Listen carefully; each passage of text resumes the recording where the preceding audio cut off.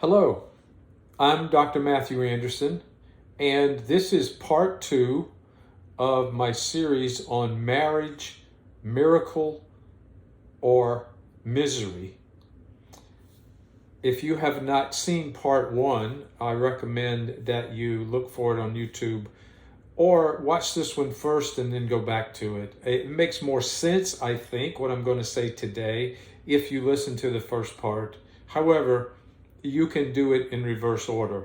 I think you'll get it. So today is Marriage, Miracle, or Misery, Part 2, How You Can Make Marriage Miraculous, 8 Essential Guidelines. Now, I know 8 might seem like a lot, but I think as I go through them, you will appreciate each one and they will make sense to you. And one of the things you can do, I hope you will do as you listen to them, is to ask yourself, not am I a bad person because I'm not 100% on this one, but where am I and my partner, where are we in terms of how much of this we have learned and integrated into our relationship? Anything you do to increase your effectiveness on any one of the 8 is going to contribute in a positive way to your relationship. So there's 8 that I'm going to give you today. I consider them essential. Essential to me means necessary. If you want to move from way too much misery and discomfort, or from mediocrity to miraculous, it can be done. It absolutely can be done. It has happened to me and in our relationship, and it has happened with many of the couples that I have been working with over the past years. So these things really work that I'm going to talk to you about. They're not woo-woo. They're not pie in the sky. They're not, okay, you've tried, maybe it doesn't work. If you really work at it, they will produce results that are observable and that you can point your finger to and say, yes, this is different and it's way better. And if you attend to all 8, it's going to be amazing. Absolutely amazing if you attend to all of them. So I'm going to just list all 8 at first. I'm just going to go down the list. I'm not going to make you wait. Then I'm going to go back and say something about each one in as brief a fashion as I think is realistic, with the awareness that you probably are going to need to expand on some of them, which I'm giving some thought to, and I will probably make more videos related to this subject and the list of 8. But here are how you can make marriage miraculous, 8 essential guidelines. Number 1, you must be adults in love. Now, you may say, okay, well, that's kind of 2, but give me a break. Number 1, you must be adults in love. Now, I know there's some people watching this that are probably under 30 who are already in a relationship. If you are, God bless you. Keep working on it. My advice is most people are not even close to being adults until they're 30 or older. And because it takes adults to do committed relationship today. You cannot be adolescent or children to do it. I'll talk about that more. Must be in love and adults. Number 2, get some serious training for how to make relationships work. Number 3, be prepared to grow as an individual person and as a relationship. Number 4, accept, understand, and celebrate what I call intimate equal partnership. Equal partnership is really, really important in the new paradigm for committed relationships. It just won't work without that. We'll come back, of course. Number 5, learn and practice, what I call radical intimacy. emotional intimacy, sharing your heart with each other. Number 6, work at making romance last. Now, I'll just tell you right now, I have a book. It's on Amazon. It was an Amazon type bestseller. It's called Resurrecting Romance. And it's about creating and sustaining a world-class relationship, romantic relationship that lasts a lifetime. It can be done. It can be sustained, I promise.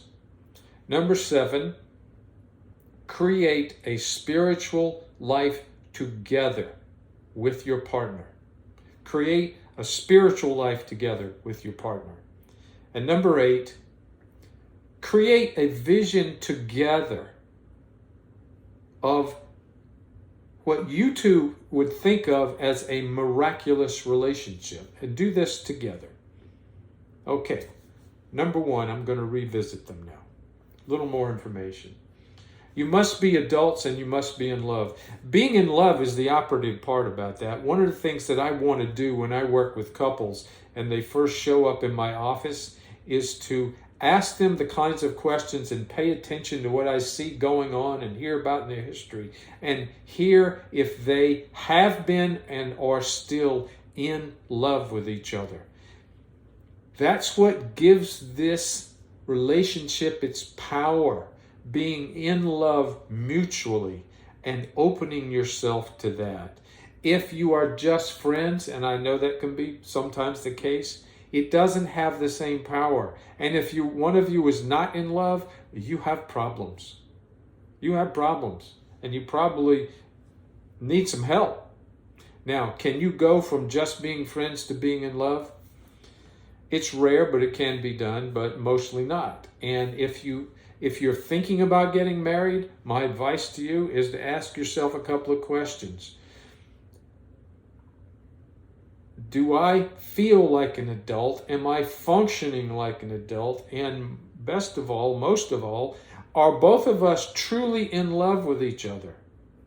And I'm telling you something, if you have to really ask that question and think about it, the answer may be no. Maybe it's no. That's okay, because if you're not, pay attention. That's crucial to having the power and exploring the power to truly be in love, deeply in love from the heart with the person who feels the same about you is the most potentially powerful relationship for healing, for transformation, for growth, for well-being, physically, mentally, and emotionally that you will ever have in this lifetime. It is precious and it is powerful. Do not fool around with it. Explore it.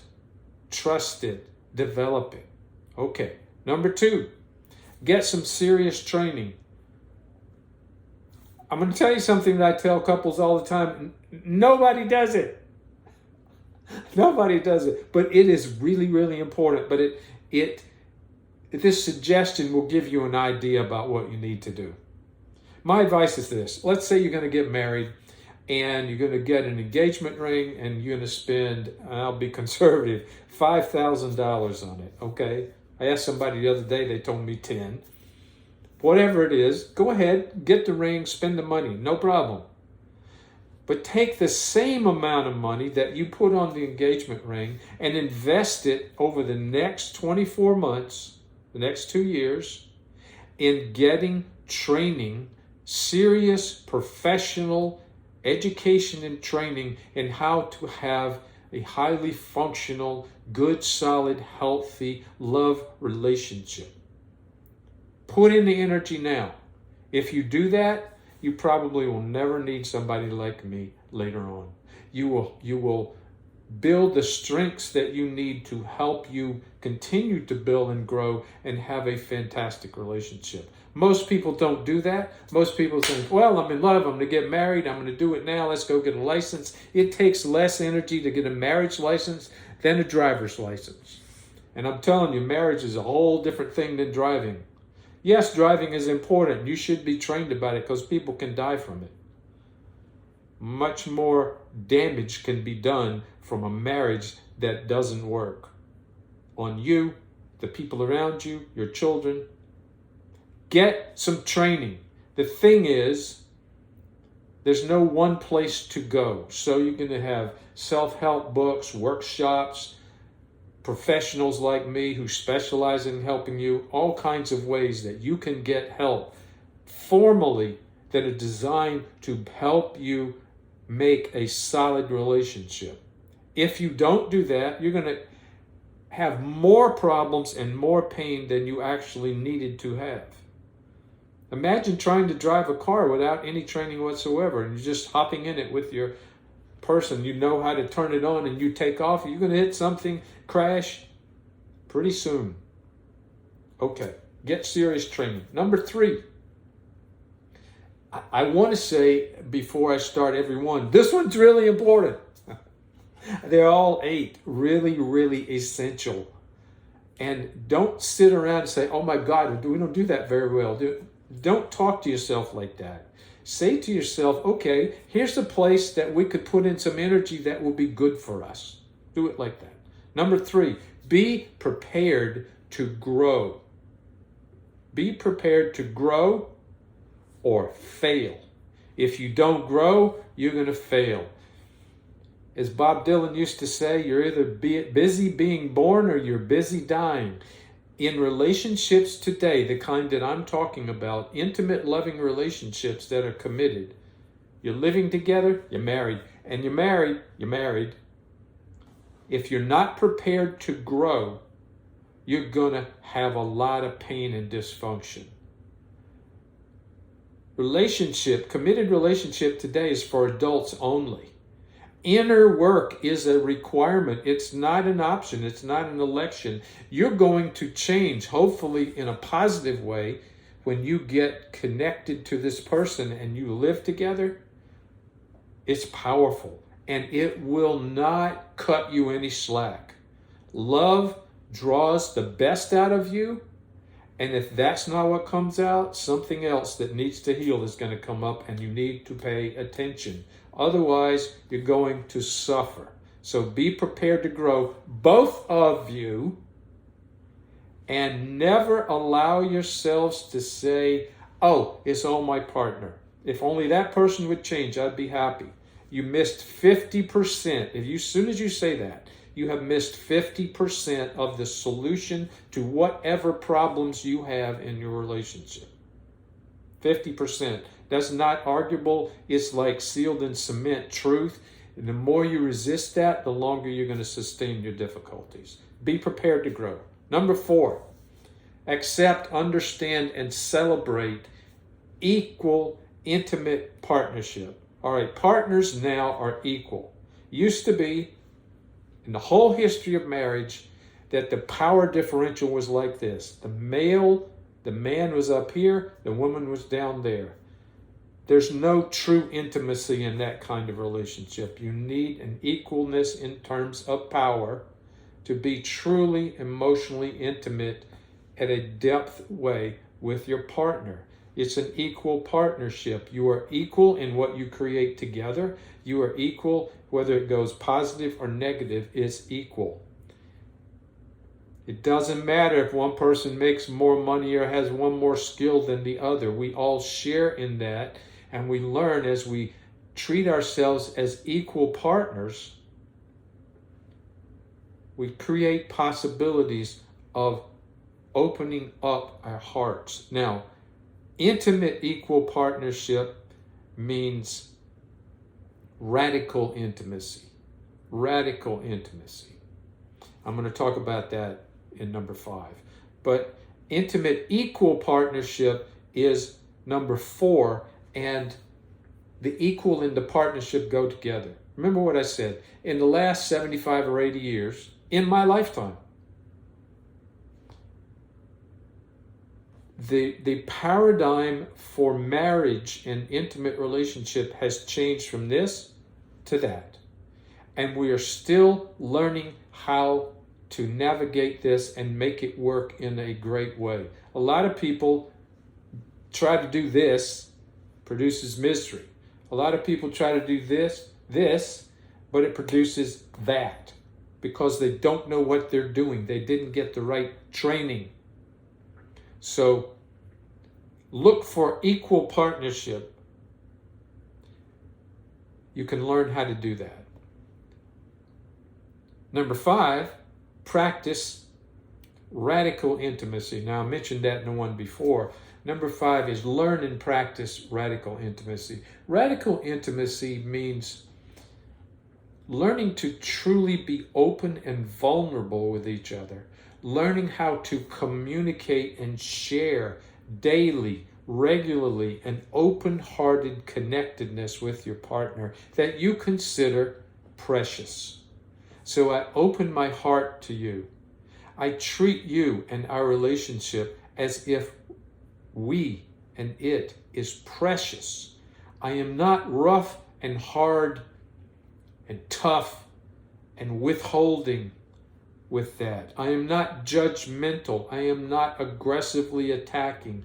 I am loving. I learn how to come from my heart with you and you with me. I learn how to open my heart with you. If you have a really, really hard time opening your heart, you can learn how to do that. There's all kinds of help about how to do that on the internet, in bookstores, with people like me. I'm not the only person who knows how to do it. In certain way, each of you has a built-in ability to open this thing called your heart and share yourself with another person. You are built with a longing for that kind of openness and connectedness. It is one of the most miraculous gifts that you can have when you have a partner that you love and loves you, and you open your heart in trust and in care and in preciousness. It heals old wounds. It brings out the best in you in a way that you never knew you had in you. It raises you both to higher levels of wonder and healing and understanding and connectedness and tenderness. It will change every part of your relationship for the better and make you both stronger as individuals, but also in partnership. It will turn your sex life into something that is incredible. If you've only been about lust without deep intimacy, you've been missing more than 50% of how great it could be. More than that. It can transform your sense of being together physically and emotionally, sexually. It turns it into making love. It turns lust. It doesn't leave it behind. It enhances it into making love in a way that I don't have the words for it, but it's incredible. That's an attempt at a word. It's amazing what can happen to you sexually. Making love stops being getting off or having sex with your partner and turns into something beyond incredible. Try it, you'll like it. Number 6, make romance last. I already said to you a few minutes ago that I have a book out about that. You don't have to just read my book about it, but it's full of things that you can do that will sustain the level of excitement, romantic excitement that you had in the beginning. It doesn't have to go away. Didn't somebody tell you it would? Some person who doesn't know what the hell they're talking about intimate relationship might tell you that. As soon as somebody says to you, well, it goes like this and then it goes like that, they don't frickin' know. Do not trust them anymore about what they're going to tell you about romantic love if they say that, because they don't know. I'm telling you something. I know about it. I experience it every single day of my life with my partner. It is absolutely there, absolutely real, and it continues to deepen and expand as we practice the things that helps you sustain it. For one quick example, how often do you tell your partner what you appreciate about her or him from an open heart. Open your heart and say, you know, honey, I really love the way you were yesterday when you were talking to your mother. It was just amazingly patient and kind and understanding. Even in the midst of the misunderstanding that was going on, I could see that really special, amazing part of you that gets bigger than the difficulty and is loving. I'm so touched, honey, when you do that. I just want you to know that I see it, and that's one of the reasons I love you. Who wouldn't fall in love with somebody who talked to you that way? And don't tell yourself you can't do it. Don't give in to that fear or that limited idea about yourself. I couldn't do that 50 years ago.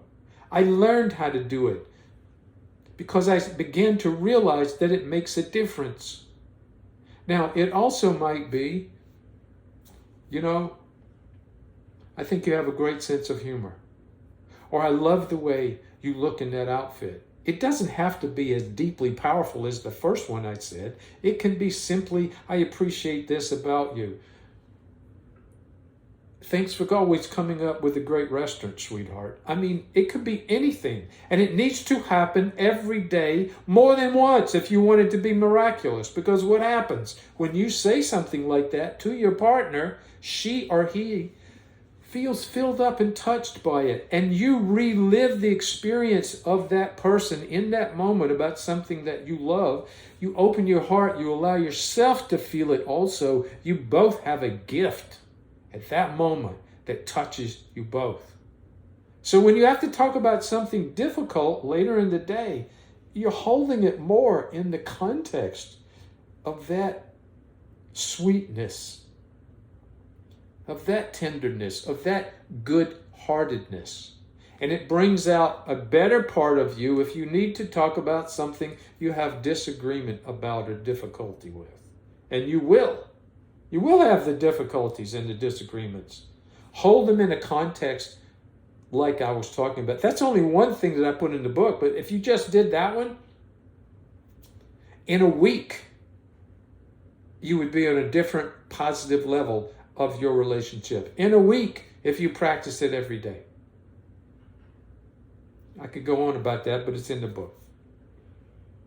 Number 7.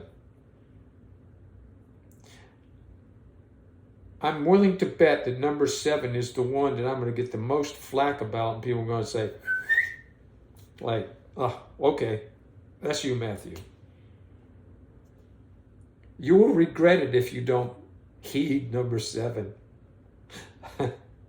Create a spiritual life together. Now, I'm not telling you to go to church. If you'd like to go to church, if you feel led to go to church, God bless you. I'm not telling you to go to synagogue together. If you like synagogue and that's where you are, go there. I'm saying find a spiritual life that is meaningful to both of you together as partners, and allow it to draw you into it in ways that support your relationship. You need, in this world, as complex as it is, and as difficult sometimes as relationships can be and will be, you need a connection to something that's higher than you, in addition to the connection to each other. You need both. To feel deeply spiritual together in all the ways that you can imagine will give you a strength in your relationship that you cannot create without it. Now, love is made to be a magnet for that. It's no accident that all the great religions say God is love. Love has divine power in it, and if you're not allowing yourself in the love you have from each other and with each other to draw you into the divine part of it, you missed a giant piece. So I'm not telling you, if you have problems with organized religion, that's fine. My favorite poet, Rumi, who lived about 700 years ago, said, There are more than 100 ways to kneel and kiss the ground. That he was saying there's a lot of different ways to get to the divine. We're made that way. So as soon as you say with your partner, we want more meaningful spirituality in our life together, it will begin to present itself to you. You don't have to ask me about it. It will begin to happen. Now, number 8. Now, it's important to remember that I'm not making a list in terms of priority. It's more like you're in the center and this is a circle around you. And each one of these things will contribute from where they are to your relationship. So number 8 is one of those on the circle. Create a vision together as partners of a miraculous relationship that you want to live into. Create a vision. Talk about it. Say, for example, I like to do this with couples. Can you imagine getting to the point where you know how to deal with conflict and differences together so well that you're not afraid of it, and that you think to yourself, well, as we talk about this, there's a high possibility we'll talk about our differences about this situation and we won't just resolve it. That's okay, that's good. But we will come out the other side of this difference stronger as a couple than we were an hour ago before we went into it. Stronger.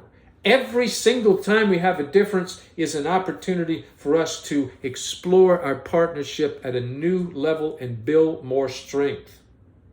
So that when the hurricanes or the tornadoes of life show up, this is who we are. This is who we are, not that. And so imagine it. Imagine that even dealing with conflict can be a way of making love. Creating, experiencing love, because two people who are totally committed to loving and supporting each other in their relationship have now begun to explore something with differences that they're going to turn into something strong and beautiful. That's why I'm saying to you, being truly in love with each other and having the blessing of finding that person in this life is the most powerful relationship you can ever have with another human being. It's incredible, especially if you do that in a spiritual context, because it is spiritual. It has a major spiritual component to it. I'm going to review now, just quickly. There are 8 things that I've already listed that if you begin to do even a little more of any of them, something positive will happen between you and the person you love the most and who loves you the most. Why not give it an effort? Why not spend some time and money on it? Why not spend some part of every single day attending to that? Wonderful, miraculous things will begin to happen in your relationship, and you will be blessed, even as I bless you now. God bless you on your journey together.